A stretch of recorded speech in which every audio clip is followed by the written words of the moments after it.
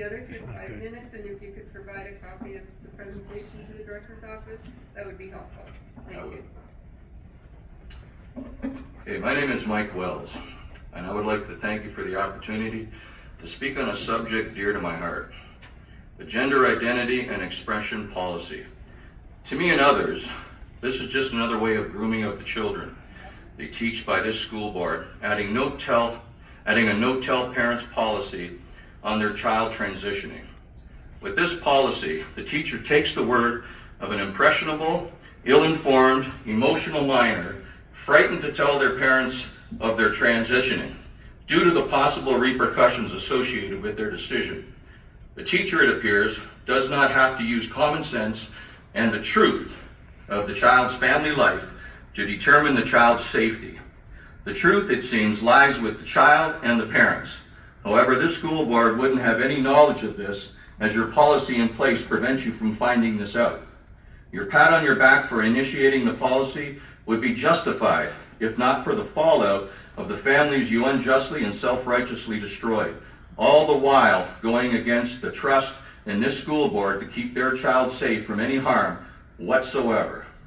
Now, had you introduced a third party, such as a counselor to assist between the parents and the child, educating them on transitioning and the life-changing consequences of their actions, would have been a better place to start. Breast augmentation, penis removal, chemical castrations are just to name a few of the physical portions of this decision. The pain, the peer pressure, the ridicule, the lack of self-esteem, the fear, and most importantly, since you removed the parents and family from the equation, the lack of support, compassion, and the love for this child is the beginning of the mental portion of this equation. When I was young, I endured abuse at the hands of my parents.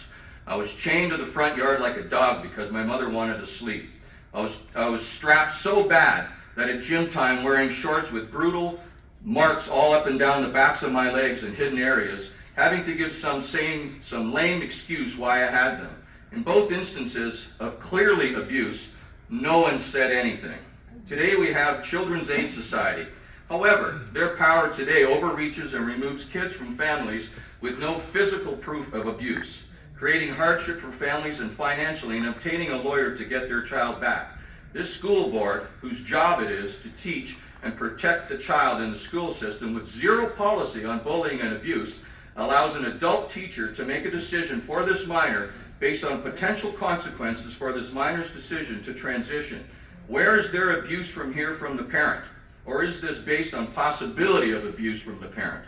The school board is using a misinformed narrative, manipulating the most vulnerable of children in an attempt to play political correctness in this woke society, instead of doing their job and act like adults like they are and truly protect and educate these children and their parents. Who do you truly believe has the best interest in the child at heart? The parents that had the child, support the child, love the child, or a self-righteous, misinformed, dispassionate school board that will never support them throughout the years of their life? I have a few stats here for you. The suicide rate here in Canada accounts for a staggering 24% of all deaths to be among 15 to 24-year-old children. The teens today here in Canada account for the most suicide attempts than any other age group in Canada. Think if these children had got the support and love they so desperately needed, how much lower those numbers would be. This school board can neither love nor support a child they know nothing about, but the parents sure can and will be there for most of that child's life. The school board needs to remove itself from the equation of grooming these young, impressionable children and simply teach the education until such time that they are old enough and mature enough to make an informed, intelligent, educated decision in transitioning through research, third parties such as counselors, and parent involvement and support. Furthermore, this policy needs a motion to be removed and reviewed with informed education, such as a time as its content is clearly in the best interest of the child and their parents or guardians. And I approve this message. For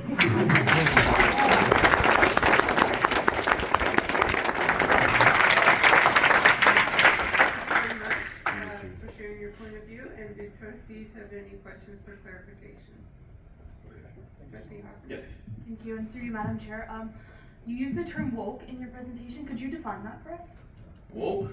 Well, we have very similar, where you're dealing with, when you're dealing with things that are basically direct, that we would normally talk about in here, that's considered direct. When you're dealing with a woke society, meaning that instead of, like we're talking about earlier, we're talking about police, right? You don't want policing involved in the educational system.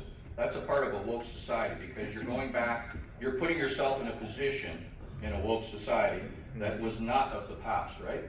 So it's considered a woke society. People have woken up to what's happening with the COVID, right? That's a different type of wake.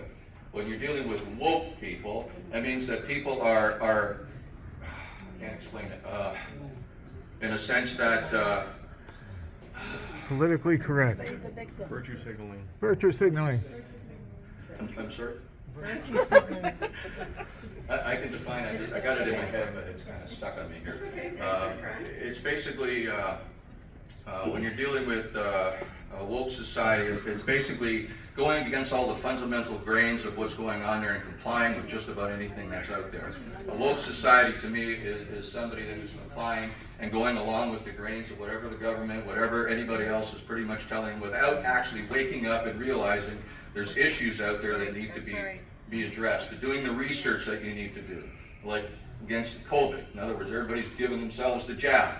Well, that's the woke society, because they don't want to know what the truth is. But at the same time, when the truth is out there, they just ignore it and they tell you that I'm the guy that's bad because I'm the one who's unvaccinated. Well, that's the woke society. Thank you.